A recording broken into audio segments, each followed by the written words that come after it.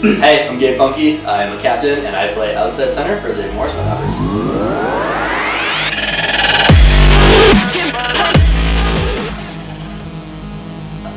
So basically, rugby, it's a club sport.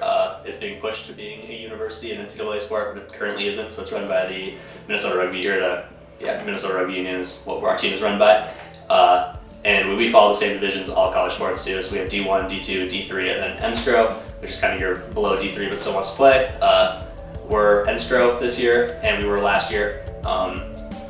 We led the conference last year easily. We beat D3 teams the whole year, and this year we were competing very much with D3 teams. It's kind of hard to section off rugby teams into divisions because the fall season is a competitive season with the playoffs and everything, and we have a spring season where everyone just kind of plays everyone just for fun, so you really get to kind of see the whole field. You know, D3 teams might be playing D1 teams, and it's really just a good learning experience. And that kind of brings me into the way rugby's played. Rugby's played very differently at every level.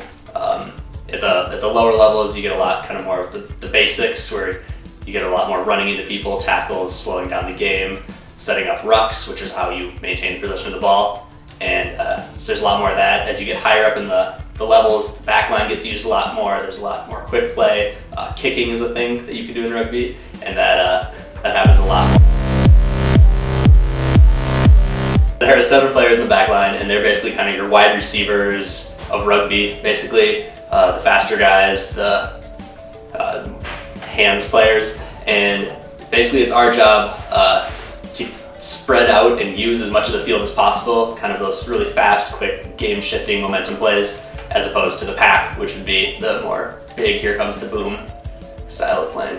So number 9 is the scrum half. He's kind of the quarterback. He directs the ball where it goes. He starts every play by passing it out to the fly half, which is number 10. The fly half is kind of your running back type player. He's going to be the one who, once gets the ball, controls what happens with the rest of the players. What I do inside center is usually your bigger back. It's kind of your middle linebacker of the back line, usually makes the tackles. Your outside center is the faster one, kind of the complement to the inside center, usually someone who can really quick grab the ball after the inside center takes it into contact. Then you're going to have 2 wings on each side. Your wings are definitely your fastest guys, kind of your wide receiver types. You get it to them, they're gone, it's off to the races. And then your fullback, which is 15, will be kind of your safety, your last resort. There's a few big key differences between American football and rugby. American football is usually the closest thing that rugby is compared to. The biggest one would be the scrum. To restart play in rugby, your pack and your 9, so your scrum half. So numbers 1 through 8 in the scrum half come together and kind of lock arms and limbs and push each other, kind of like an offensive line in football, just a little bit more bound together. And then the scrum half is going to roll the ball into the middle of that. Number 2, or the hooker, their job is to hook the ball backwards for your team, and that's how your team gains possession of the ball after a turnover. And then from there, the scrum half can take and throw it out to the back line, or the forwards can take it and can play crash ball with it. So that's visually the biggest difference. Tackling is another thing we do very differently. Rugby, we don't have any pads, no shoulder pads, no helmets. We just have our mouth guards and our beautiful smiles. So we don't tackle with our faces. We tackle. It's more of a roll. Yards don't matter in rugby. As long as they didn't score, they could have ran 99 yards. They could have ran 1. It doesn't make a difference to us. So our job is to kind of roll over the top of them and then try to get the ball before they can get back up. And that's the biggest thing, because possession in rugby is worth a lot more than just yards are. After the tackle, another reason why you want to roll so you can get up quickly is we have what's called ruck.